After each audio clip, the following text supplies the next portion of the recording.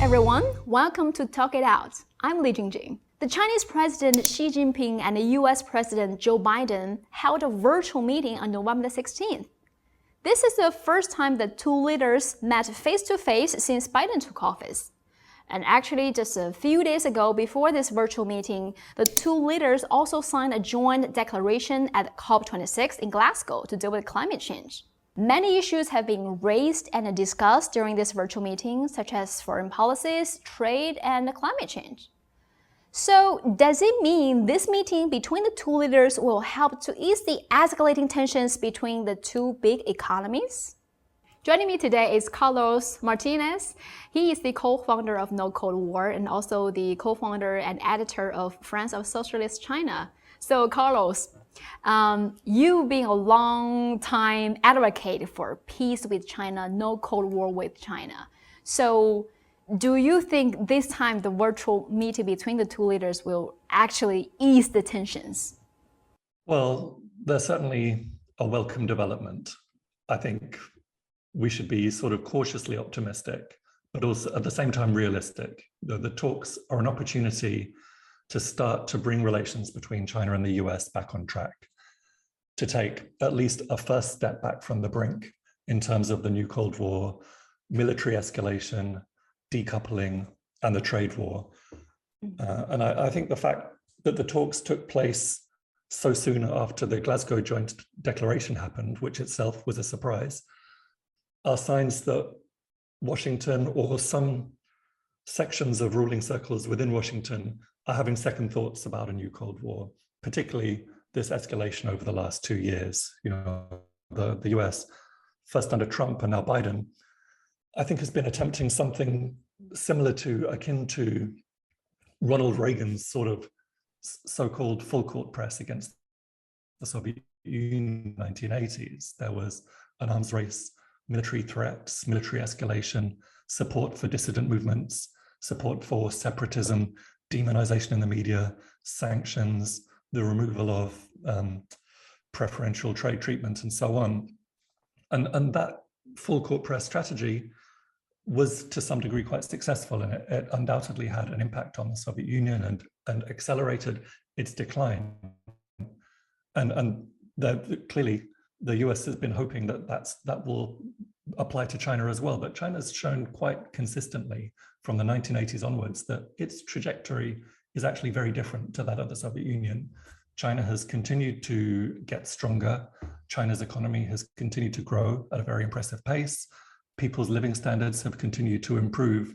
So China's maintained its confidence. The CPC has maintained its popularity, its legitimacy, its a strong connection with the masses of the people. So, the US is trying to recreate some of the successes it's had against the USSR, but China's remained steadfast. It's remained calm. It's maintained the support of the people. It hasn't backed down economically, politically, diplomatically, or militarily. So I think, in my opinion, is that for strategists in the US, it's actually about time they recognize that this new Cold War approach with China simply isn't going to work.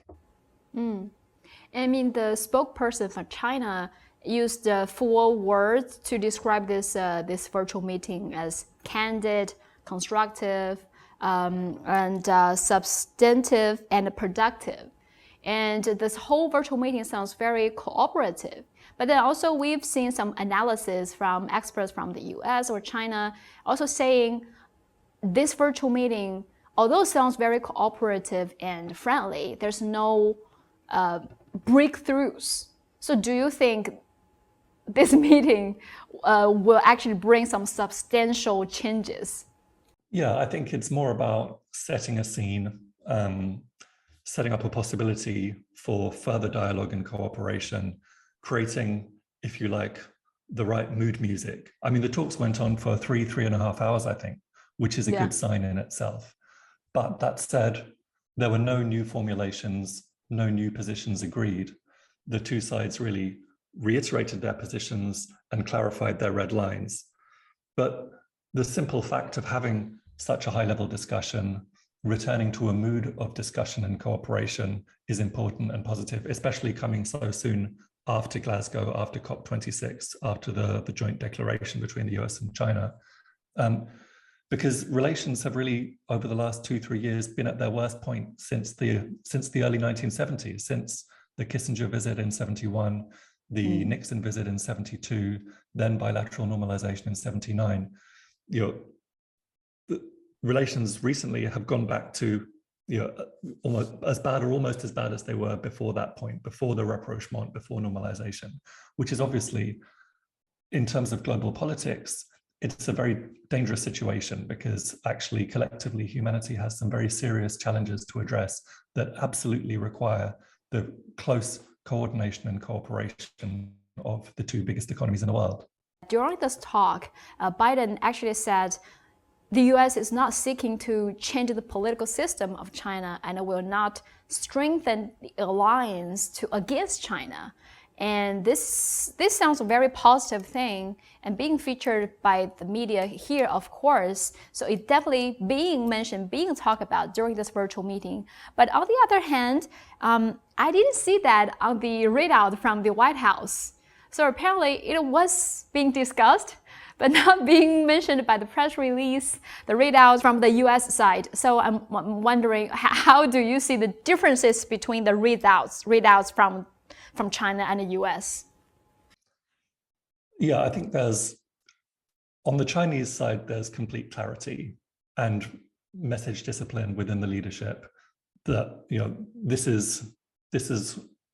we want cooperation, we want discussion, we want collaboration, we want to, at the very least, return US-China relations to the spirit of what they were pre-Trump, where there's still, there are permanent difficulties and complexities and contradictions in the relationship between the two countries. But nonetheless, if the high point was probably 2015, the establishment of the China-US Working Group on Climate Change and the two sides agreeing to sign the Paris Agreement and being the key engines driving that whole process forward. So the Chinese side are clear that they want to return to that level of collaboration. The US side is its position is much more confused, and even the small progress that's been made over the last week or so could easily be reversed, in the case of the US side deciding to play silly games, for example, by engaging in anti-China posturing, such as a diplomatic boycott of the Winter Olympics, which is something which apparently is under discussion now in Washington. What we want, what the world needs, is a shift to a situation where the US and China respect one another as equals, where the US starts to give up on the idea of unilateralism, unipolarity, and hegemony. The US leadership needs to understand that its so-called project for a new American century is not viable. The 21st century is not going to be a repeat of the 20th century. The era of colonialism is over. The era of imperialism and domination is coming to an end. So people of the world increasingly recognize that our future is multipolar, is multilateral. It's based in international law, in the United Nations, the United Nations Charter. It's focused on peace and dialogue and cooperation, non-interference, respect for the sovereignty of all countries, and respect for all countries' development process. This is the position that the Chinese side has put forward very consistently, but the extent to which it's understood in the US is quite limited, and I think there's important differences within US ruling circles in relation to China policy. The trade war, for example, it kicked off in 2018. It hasn't particularly harmed China's economy because China's been shifting towards domestic consumption anyway. Plus, China's the largest trading partner of the vast majority of the world's countries. So some extra tariffs in the US market are sort of irritating, but they haven't had a huge impact. The impact has been on US consumers who are paying for these tariffs with increased prices. So the whole thing has been a failed experiment. Donald Trump said the trade war would create jobs. It would shift manufacturing from China to the American Midwest. Nothing of the sort has happened. So a rational economic strategy in the US would say, China's able to provide, for example, with solar panels, China can provide cheap solar panels. Let's import millions of those and start converting our electricity grid. That way we upgrade our economy and we save the planet at the same time. Trump's idea was the opposite. No, let's place tariffs on Chinese solar panels, let's sanction them and produce them here. But then the prices are much higher, and all of a sudden it's not even economically viable to switch to solar power. So the US keeps on burning more fossil fuels. So you have all of these competing ideas, competing influences among the US capitalist class. There's a section that understands these dynamics, that wants to end the trade war, that wants to access the Chinese market with 500 million middle-income people, that understands that decoupling isn't a viable option in the modern world, and that perhaps recognizes that US and China need to cooperate on the major global issues of our time, on climate change, on pandemics, nuclear weapons. These are existential threats that won't just affect people in China or people in other countries. That if there's a nuclear war, or if the planet no longer supports human life, that affects everybody. And I think you've probably seen the US-China Business Council and other business associations have sent a letter to US trade officials urging them to drop tariffs on China, urging them to end the trade war, because these tariffs disproportionately cause harm to US businesses and farmers and families. So there's some recognition that the trade war and decoupling are not affecting and are not serving US interests.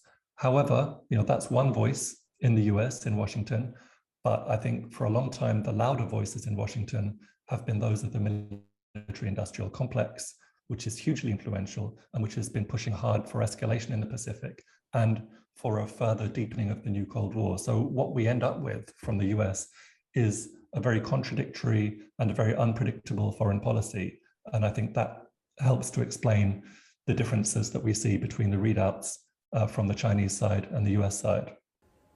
Is that also part of the reason that in the beginning, you said we have to be cautious, optimistic about this whole thing, because they may say one thing and do another thing, or maybe like we see different presidents, when they get into the office, they will have very different contradictory policies. And Biden doing this, probably part of the reason is to ensure his next term in the office. Yeah, that's right. I mean, from the point of view of electoral politics, the political class and the media in the US have arranged the situation such that they try and attract votes. They try and attract popular support by China bashing. They've spent so long blaming China for all the problems. Now, if they feel that if they bash China diplomatically, economically, politically, militarily, then they'll be more popular and they'll get more votes. That's just the way the political system works. It's about getting elected. It's not about representing the interests of the mass of the people. I think we could easily see a reversal of this, as I say, a cautious step forward. We could easily see a reversal if the US decides to introduce a diplomatic boycott of the Winter Olympics, which would be a huge kind of statement of hostility towards China and to the Chinese people. It's a major diplomatic insult. And then we have to see what happens next with the Taiwan situation, whether the US, on the one hand, Biden can say that, okay, the US abides by the One-China policy and the Shanghai Communiques. On the other hand, are they going to withdraw US military advisors from Taipei? Are they going to stop supplying ever-increasing quantities of weapons to Taiwan? Are they going to stop sending their warships to the Taiwan Straits? Are they going to stop trying to get diplomatic recognition for Taiwanese officials? Words are good, but we need to see those matched with deeds. And now, of course, you mentioned Taiwan. Taiwan is basically the priority among so many issues being discussed between the two leaders this time. So especially it was written on the readout from the White House as well. President Biden underscored that the United States remains committed to the One-China policy, and guided by the Taiwan Relation Act, the 3 joint communiques, and the 6 assurances, and that the United States strongly opposes unilateral efforts to change the status quo or undermine peace and stability across the Taiwan Strait. It was being discussed and it's also written in the readouts on both sides. So basically, and also China mentioned this is the fundamental, ultimate right line that cannot be crossed. But I think this will make a lot of people sad. For example, Taiwan. I went online to check some comment sections from people living in Taiwan. On one hand, a lot of people are laughing at Taiwan because before she was sending the signal that the U.S. is on their side, but then a lot of people are saying you are dreaming, and then now these netizens come out, see, like even the U.S. are saying we do not support you.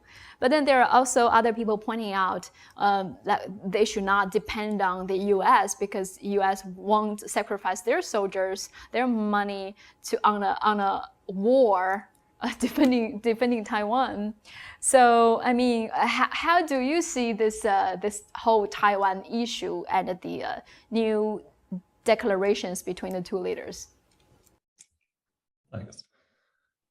As you know, the background is that the US adopted the One-China principle in 1979, recognizing the PRC as the only legitimate government of China. And in the Shanghai Communiques, the US acknowledges the Chinese position that Taiwan is part of China. And deeds have never quite caught up with words when it comes to the US and the One-China policy, but recently the situation has been deteriorating in quite a serious way, and the US has made a shift away from its commitments. For example, stepping up its diplomatic engagement with Taiwanese officials, sending military advisors to train armed forces in Taiwan.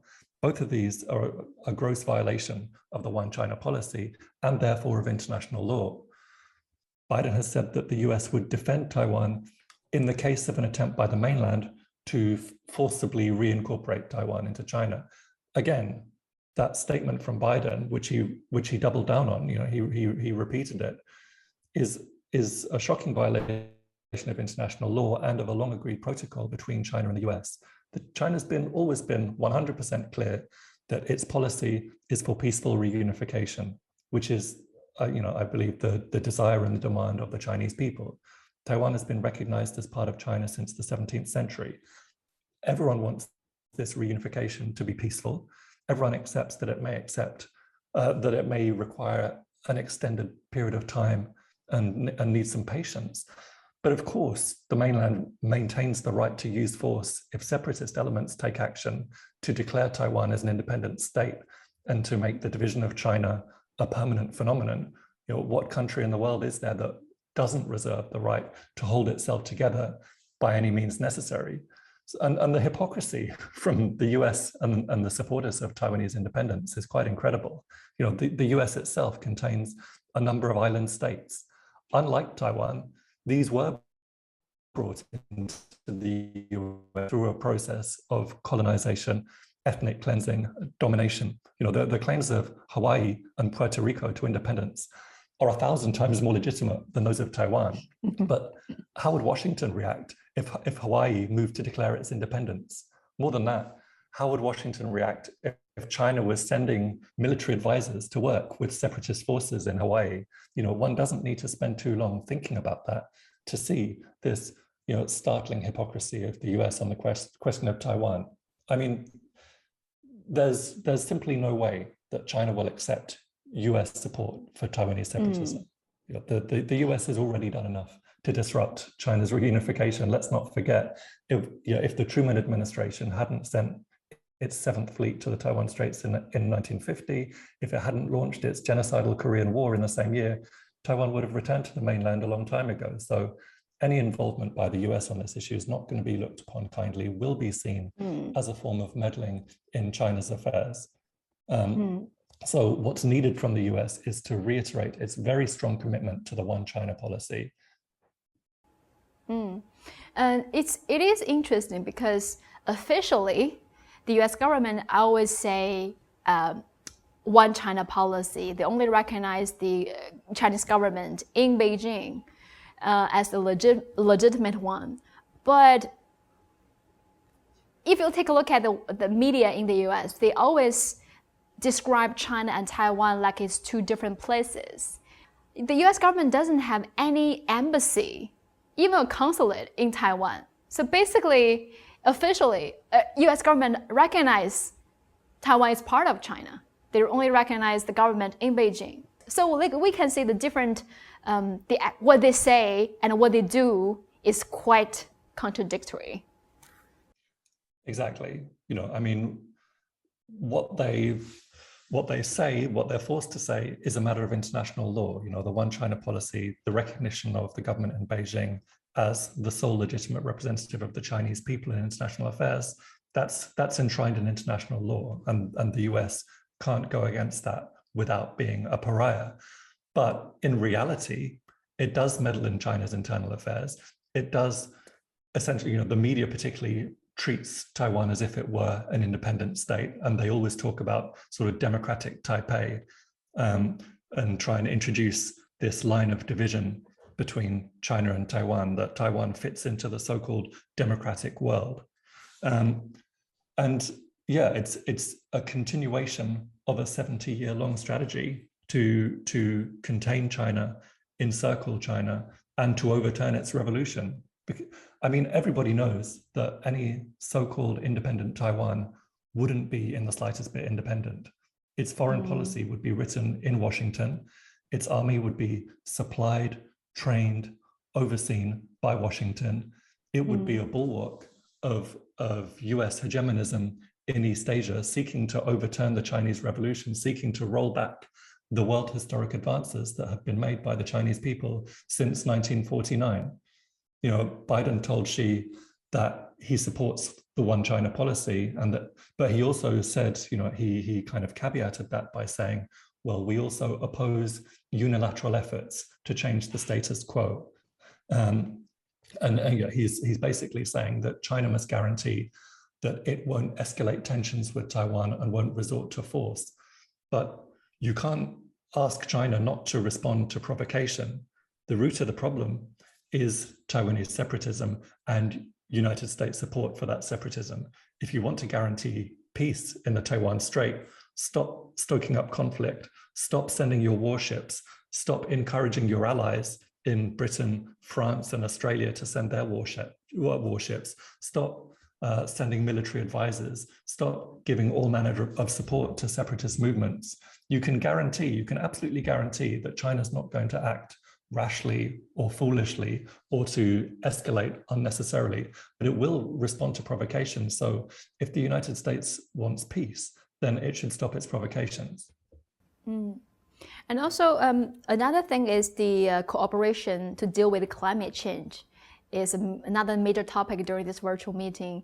And it's quite interesting, just last week, Biden, when he went to Glasgow, he even blasted at President Xi for not attending, President Xi and President Putin for not attending the Glasgow meeting. And then in the end, surprisingly, there's a joint declaration to deal with the climate change between China and the US. It's really positive that the joint Glasgow declaration happened. It's not what anyone expected, I don't think, because there'd been this propaganda onslaught that you've talked about from politicians, from media in the run-up to the COP. Biden had attempted to really comprehensively shift blame for the climate crisis onto China, saying that China basically didn't show up in terms of commitments to deal with climate change. As you say, he criticized Xi Jinping and Putin for not attending COP26 in person, which a few people commented, well, it's quite ironic, Xi attended in a much more environmentally friendly way, i.e. by video link, unlike Biden, who flies in a private jet from Washington to Glasgow and then travels around in a 85-car motorcade. Yeah. And there was a lot of talk about China's carbon dioxide emissions, how it's currently the world leader in carbon dioxide emissions, about how its target is to get to carbon neutrality by 2060 rather than the US commitment or wish goal to get there by 2050 and so on. So the media in the West has really been talking as if China is the number one problem in the way of saving the planet from climate catastrophe. And it seems that the US and its allies had hoped to use COP26 as basically as an opportunity to further their Cold War agenda, to paint China as a villain, to blame China, to attack China. And beyond that, of course, the developed countries want to shift responsibility away from themselves. In the case of the United States, this means ignoring the fact that it's actually responsible for a full 25% of cumulative greenhouse gas emissions. In terms of the carbon dioxide that's in the atmosphere at the moment, the US is responsible for a full quarter of that, even though it's only got 4% of the world's population. China, the situation is reversed. China is responsible for 13% of the cumulative emissions in the atmosphere at the moment, with 18% of the world's population. So it's an absurdity for the US to be pinning responsibility for the climate crisis onto China. And I think actually a lot of commentators and a lot of environmental organizers and activists noticed that and pointed it out. I think it became clear after the first week of the COP that this narrative around blaming China and blaming other developing countries was not going to be successful. It wasn't having traction. People weren't buying it. People weren't believing it. So I think they had to shift their tactics a little bit. And as a result, we got the joint declaration, which was a pleasant surprise. Again, similar to the Xi Jinping, Joe Biden discussions, it didn't provide any specific commitments, but it did set the appropriate mood. There's lots of talk of bilateral cooperation, of the US and China working individually, jointly, and with other countries to do everything possible to strengthen the implementation of the Paris Agreement, to hold global average temperature increase to less than 2 degrees, and to try and limit it to 1.5 degrees. And, I mean, if nothing else, the commitment to regularly coordinating is really important. The China-US Climate Change Working Group was set up in 2013. Its biggest achievements were the joint presidential statement by Xi Jinping and Barack Obama, and then the two countries joining the Paris Agreement in 2015. And then Trump was elected in 2016, and Trump was both a climate denier and intent on pursuing, an anti-China agenda. The pivot to Asia had started under Obama in 2012, but it was designed largely by Hillary Clinton. But Trump, really tried to consolidate his support base, as we talked about, by attacking China. Trump initiated the trade war. He ramped up the weapon sales to Taiwan. With the pandemic, he pushed this racist narrative around, the China virus and the Kung flu. It was Mike Pompeo, Trump's Secretary of State, who really took the lead globally in terms of promoting separatism in Hong Kong, spreading malicious slanders about Xinjiang. So for a period of 5 years, from 2016, basically up until now, there's been hardly any meaningful coordination between the US and China around the question of climate change. And from the point of view of the planet and humanity, that's been a very crucial 5 years when coordination and cooperation really should have been taking place. So we're now, hopefully at a point where collaboration can resume. So I think it's positive that the joint declaration happened, and that there's, if nothing else, some kind of a path to progress, a springboard for the future. Thank you so much. Thank you, Carlos, for your analysis into this new virtual meeting between two leaders of China and the US. Hope to have you back on my show soon. Thank you, Jingjing. Great to be with you.